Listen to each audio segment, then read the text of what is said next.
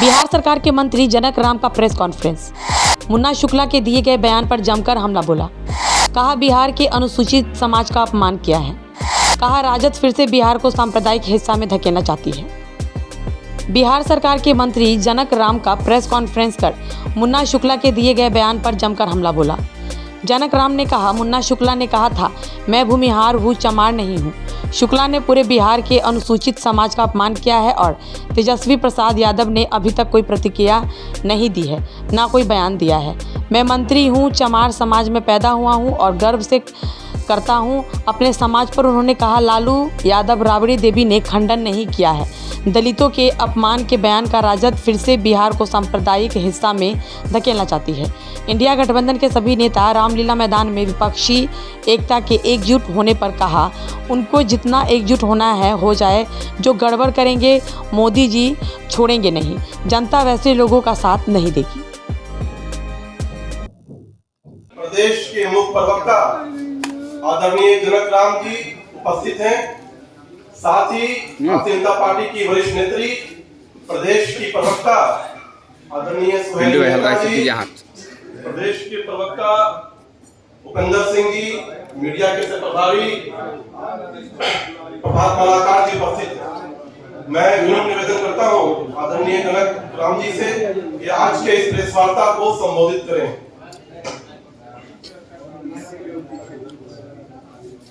धन्यवाद साथियों। सभी प्रिंट मीडिया, इलेक्ट्रॉनिक मीडिया, छायाकार, पत्रकार बंधु, जैसा आपने सुना साथ में बैठे हुए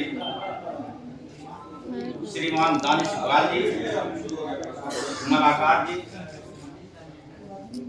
सुहेली मेहता जी, रुपेंद्र सिंह जी,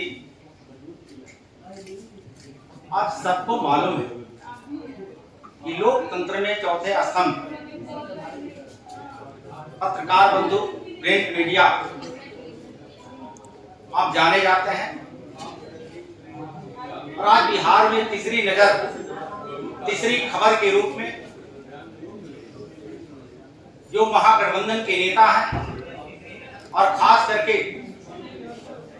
राष्ट्रीय जनता दल, जो बिहार की जनता बिहार जलाओ दल के नाम से जानती है, वो बिहार जलाओ दल जो राष्ट्रीय जनता दल, उन लोगों को नियति रही है। 90 का दशक आप लोगों ने देखा होगा।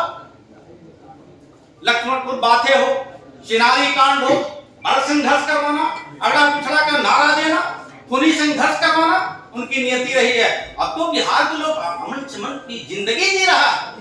सुशासन की सरकारें चल रही है, डबल इंजन की सरकारें हैं। देश में सर्वमान्य नेता नरेंद्र मोदी जी, राज्य का सर्वमान्य नेता नीतीश कुमार जी, अब सुशासन की सरकार में आप जातीय उन्माद फैला करके एक खास विशेष वर्ग के जातियों को टारगेट करना, ये घबराहट नहीं तो और क्या है। आपको मालूम है कि बिहार के अनुसूचित जाति जनजाति के लोग अब आपके जातीय उन्माद में आने वाला नहीं है। आरजेडी के लोग लगातार आरोप लगा रहे हैं कि बीजेपी का काम है सांप्रदायिक के आधार पर देश को बांटना। ये जनता आने वाले दिनों में तय करेगी। 19 में तो जनता ने स्पष्ट जनादेश दिया था कि आपको 0 देकर के बिहार में घर बैठा दिया था। अब ये 24 का चुनाव है, 24 में 40 का 40 देश के यशस्वी प्रधानमंत्री नरेंद्र मोदी जी के नेतृत्व में जाना सुनिश्चित हो चुका है। जनक जी, आज दिल्ली के रामलीला मैदान में उस पावन भूमि पर तमाम महागठबंधन के नेता अपना पाप धुलने के लिए वहां पहुंचे। क्या कहेंगे? ये देश की जनता देख रही है। एक तरफ 40 करोड़ का सरसरी निगाह देश के यशस्वी प्रधानमंत्री नरेंद्र मोदी जी के साथ है और यह स्पष्ट हो चुका है कि वो देश की जनता के लिए रामलीला मैदान में कोई इकट्ठा नहीं हुआ है। परिवार बचाओ के लिए वो रैली खास करके हो रहा है। अब परिवार उनके आने वाले दिनों में बचने वाली नहीं है। एक एक करके परिवार का कुनबा उनका टूटेगा। नरेंद्र मोदी जी के सामने कोई प्राइवेट लिमिटेड कंपनी अब चलने वाली नहीं है। बहुत बहुत धन्यवाद। उन लोगों को नियति रही है। 90 का दशक आप लोगों ने देखा होगा। लक्ष्मणपुर बातें हो, चिनारी कांड हो, बड़ा संघर्ष करवाना, अगड़ा पिछड़ा का नारा देना, खूनी संघर्ष करवाना उनकी नियति रही है। अब तो बिहार के लोग अमन चमन की जिंदगी जी रहा है। सुशासन की सरकारें चल रही है, डबल इंजन की सरकारें हैं।